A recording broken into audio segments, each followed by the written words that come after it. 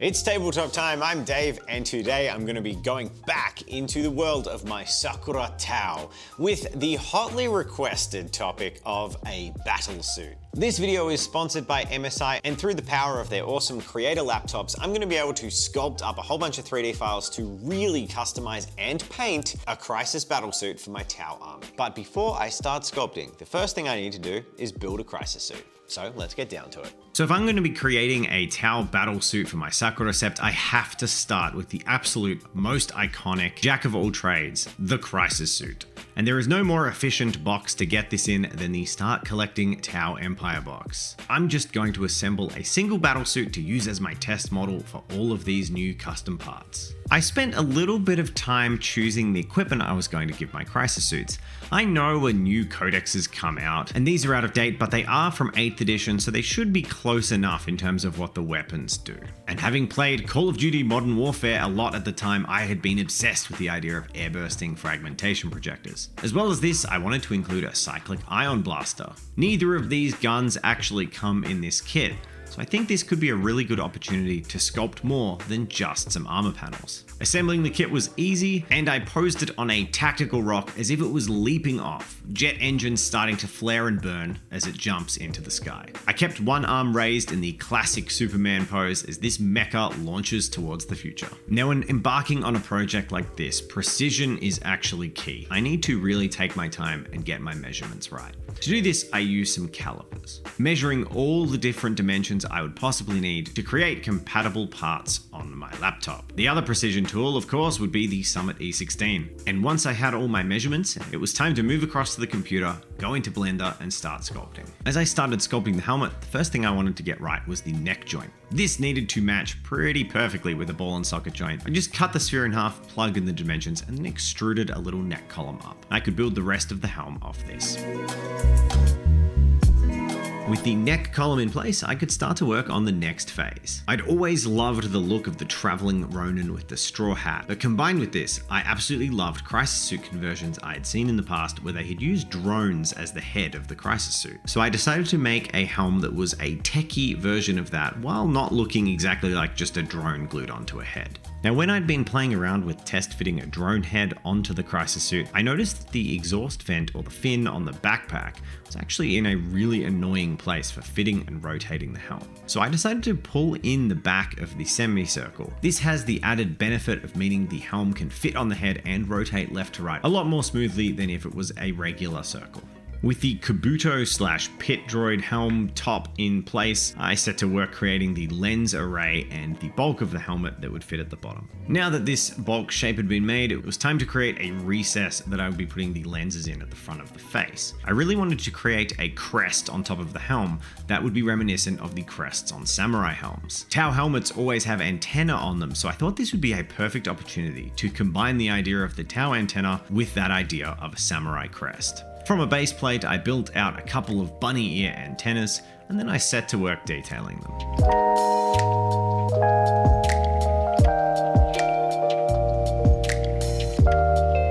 With this done, I needed to create a central crest for the helmet, and what better crest than the Sakura blossom itself, using some simple deformed cylinders with some keyhole-like shapes cut out of them, arranged into a petal formation, and then placed onto a disc and centered in the middle of the crest. From there, I created some cut-ins for the eyes and used some large spheres as lenses. And the final touch on these helmets was to add some underside detailing. I created two versions of the file, one with a slightly longer neck joint, and I printed them both out just to see which one would end up being the perfect choice for my mech. Ultimately, only one of the two helms printed, the one with a longer neck. I'm actually really happy with it, but I do think having fitted it, I'd like to make a version of the helm that is just slightly smaller and where the lower part with the lenses is a little bit more pronounced and easier to see. So when I set about making the next section, I'll jump in and do some quick modifications to the original helmet before reprinting. So this project has been made possible by MSI and their Summit E16 Flip Evo laptop. The Summit E16 Flip Evo is perfect for your business and creativity needs, with its 360-degree flip hinge allowing you to transform it from laptop to presentation functionality at a moment's notice. And its 16:10 golden ratio display leads to an extremely comfortable viewing experience for long-term usage. It's fully touch compatible with the MSI pen, which makes this this laptop perfect for a huge variety of creative endeavors. This laptop also doesn't do away with ports, with 2 USB-Cs as well as 2 USB 3 and a micro SD card reader. It's loaded with a dedicated NVIDIA GeForce RTX 3050 Ti, which gives you enough power for rendering, digital editing, and otherwise graphically intensive tasks. MSI has a promotion on right now on their website, and you can save up to $1,000 on some of their laptops. Make sure you check out the link in the description before the sale ends in just a couple of days. Thanks again to MSI for sponsoring this video. It's a really great laptop. With that said though, it's time to get back to some sculpting on this machine and see what else I can create.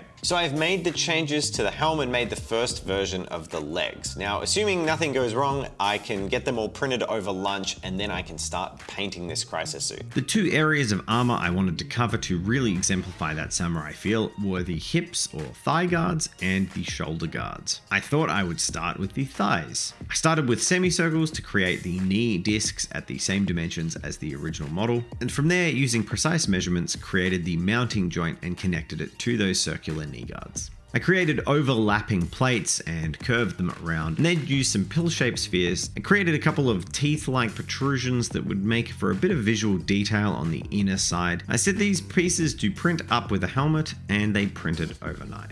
So it's the next day, and let's have a look at the prints. They look like they've printed. I'm gonna clean them up and get them on the models, and we'll see how they go. So it was time to test fit and glue on the leg guards, and I was nervous to see how they fit. But to my pleasant surprise, my hard work measuring these carefully paid off, as these fit like a dream, snapping perfectly on, not only horizontally but in terms of depth as well, onto the legs and creating a pretty seamless transition. So it was time for me to paint my crisis suit, and that would mean airbrush priming. Now I had, as I'd previously mentioned, decided to make some edits to the helm, but unfortunately the first attempt at printing them had some errors. So I set that to reprint another copy of the helm. But while that was printing, I didn't want to be sitting around doing nothing. So I put on an earlier version of the helm for this spray priming step, just to make sure that the zenithals and the airbrushes would all land in the right areas, as the helmet was roughly the same proportions and would cast pretty much a very similar footprint onto the remainder of the model. For my Tau Sakura, I airbrush on Cold Grey from Vallejo, and once that first layer is dry, I come in from atop with a zenithal of Cold Grey, just to act as a nice highlight. This forms the bulk of the painting of my armor. With the airbrush sprayed down, I then select a Baden black and paint all of the mechanical underskeleton areas of the model, as well as the gun barrels of the burst cannon. This painting step helps to pick out all of the armor panels from the more mechanical components, including the vents of the Crisis battlesuits. With the black complete, it is then time to paint the areas that will ultimately go on to become a pastel or bright pink. These start with a base coat of Vallejo's Scarlet Red. One of the great things about being able to sculpt these pieces for my crisis suits is it meant that, unlike the single shoulder pad on my Fire Warriors, I was able to disperse these nice little red patterns all over the armor. This meant that this spot color of pink will be visible on a lot more of the model. Moving on from the pastel pink, it's time for the base coat of the metallic areas. And in the painting of the Fire Warrior video, the first Tau Sakura video I did, I actually forgot to mention in the video what color this was. This starts with the Ruby Alchemy from Scale 75 Metallic. When painting this metallic, I choose any areas that look like gyros or stabilizers. Basically, this picks out the high-tech elements of the machinery, whereas the black is more of the low-tech elements. And with base coating complete, this seemed like a pretty good opportunity for me to sculpt those very absent shoulder pads and get them onto the model.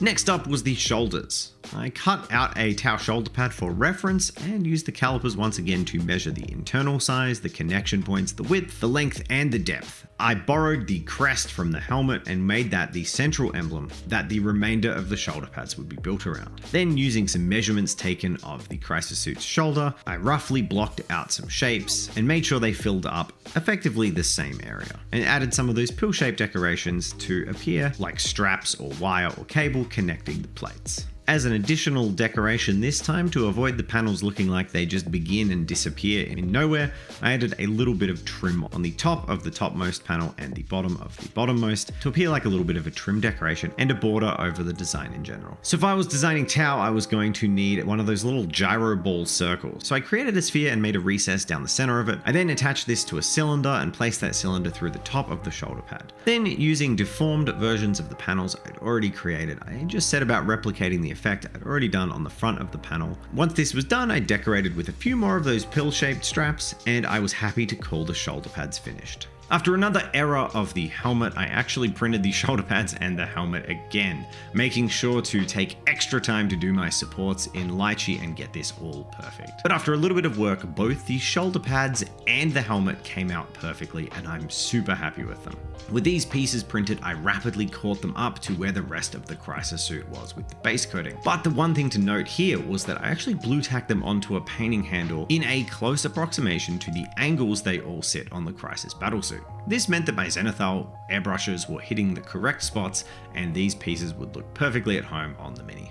After bringing the helmet and shoulder pads up to the same point of base coating as the rest of the model, it was time to paint one of the little details that is new, the Sakura Blossom crest. Now, after pondering on it for a little while, I decided I did want to get that green spot color just into the paint scheme somewhere, and the background of these crests seemed like an absolutely perfect place to do it. And once the 3 crests were painted, I was super happy with the choice. I think it brings a nice little focal point onto the model, while helping them blend in with the rest of the army. So the traditional green color brings it back a little bit to the samurai roots, which I like. With the green areas blocked out, I could move on to elevating all of this armor. Tau armor means a lot of line highlights, and that's exactly what I do. Going in with that Stonewall Grey, the brighter of the 2 airbrush colors, and highlighting all of the upper areas, all of the lines across this mech battlesuit. Overall, there's a lot of lines, and this is probably the single most time-consuming process of the whole paint job, which is a decently quick paint scheme for a tabletop level army. Now, while I had talked about highlighting, it was a bit of a false start. I kind of forgot that the first thing I needed to do was to lay in a little bit of a pin wash. And this pin wash goes in all the panel lines and between all of the areas and in all the recesses. And it's made by mixing Agrax Earthshade with airbrush thinner until it runs really quickly into all of the recesses and follows those little Tau curve lines all the way along. So with the steps order properly remembered, I set about pin washing the entire model and heavily washing the metallic areas, and then went back to that process of line highlighting.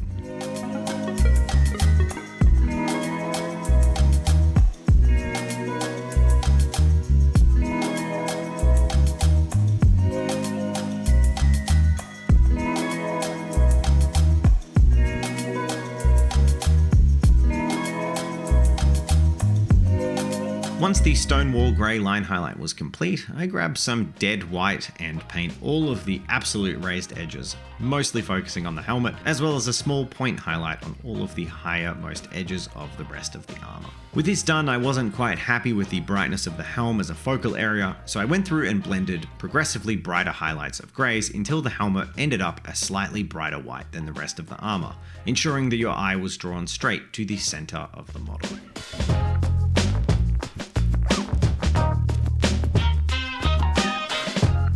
And the final steps on the armor are complete, but if you're like me, base coating and more importantly, tediously line highlighting for a long period of time means you're probably ready to do something else, and I was. It was time for me to sculpt the guns. That meant a cyclic ion blaster and an air-bursting fragmentation projector. So let's get back to the laptop and start working on that.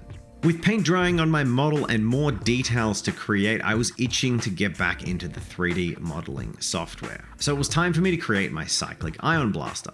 And looking at designs of cyclic ion blasters, I could see a rotisserie chamber that I guess spins really fast while it shoots, kind of like a Gatling gun. I thought it would be really neat here to reuse the Sakura motif and actually have 5 chambers rather than 3. I had once again used calipers to measure out the shape of a Crisis suit's arm, as I wanted this to mount on the bottom of the wrist rather than the back of the wrist. I took the original single cherry blossom shape, stretched it out, subdivided it, and then I positioned these all in a nice array and added a central disc that would connect this spinning mechanism to the body of the gun. With the rotating chamber built, I used a cylinder and extruded it out to create a nice irregularly shaped yet curved barrel for the front of this ion blaster. With the front of the weapon designed, it was time for me to build the body of this gun around the arm I'd already made. I added a couple of the Tau beveling details and then created some mechanical teeth-like shapes that would connect it and wrap it around the wrist of the crisis suit. For detail and decoration, I added a couple of those Tau gyro balls. One of the great parts about creating for the same faction in 3D is you can just reuse and replicate assets you've already made. So the more things you create, the easier it gets to make them even better and better. There was also something critically missing from my Sakura that I needed, and that was a katana. Why? Because this is a mech, it's Japanese inspired, it's gotta have a sword. It'll be cool to see how it looks on the model.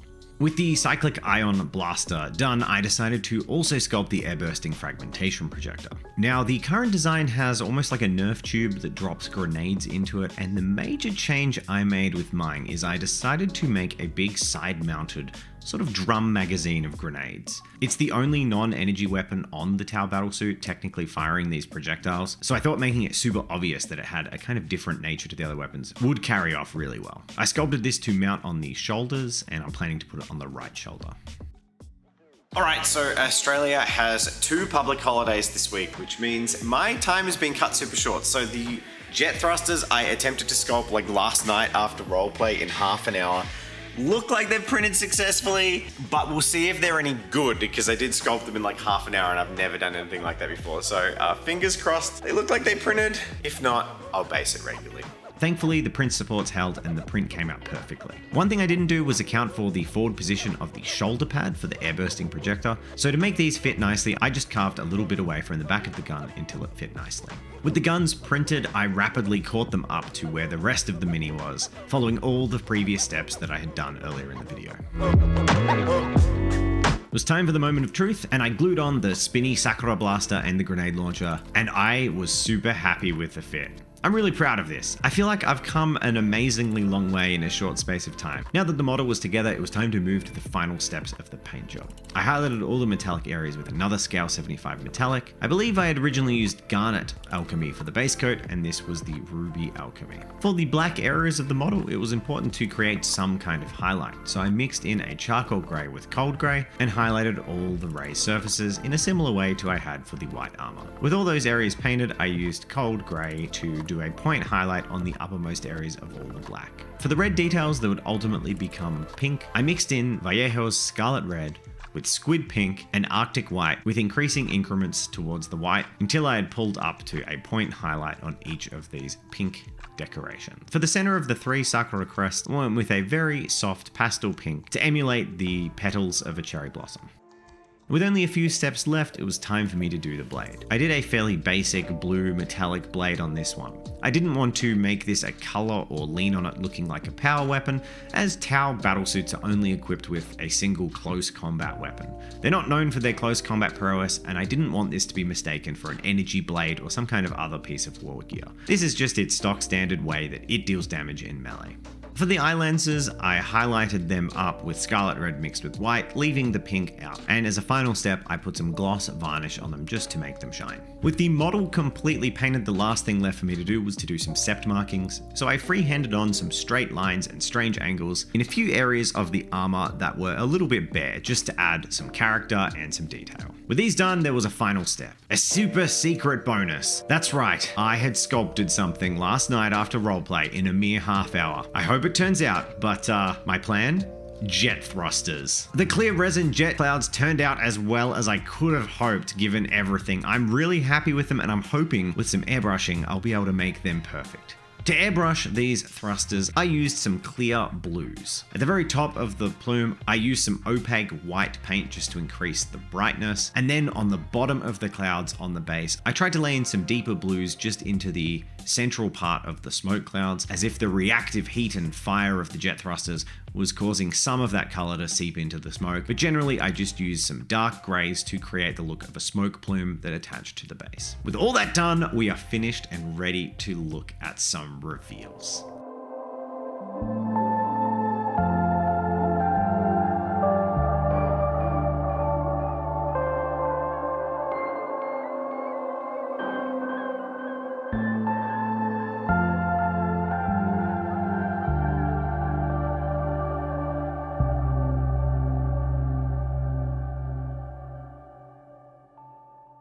I wanted to take the time to thank the patrons of this video. Through your amazing support, we are able to tackle these adventurous tasks, learn how to 3D print, and continue to create the projects you are excited to see us make. If you would like to consider supporting us and the whole team, consider joining our mini Patreon. Take part in monthly mini reviews, chat with the cast and crew at Tabletop Time in our private Discord. Otherwise, if you've enjoyed this video, make sure to give it a like and leave a comment in the description. That really lets YouTube know you're enjoying the content we've been making.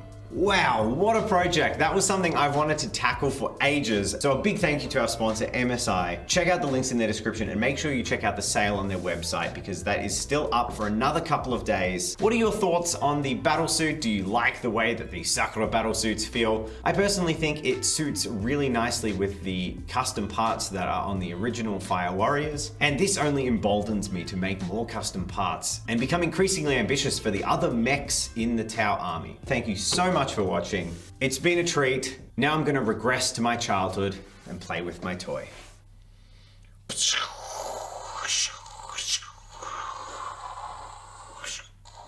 To infinity and beyond!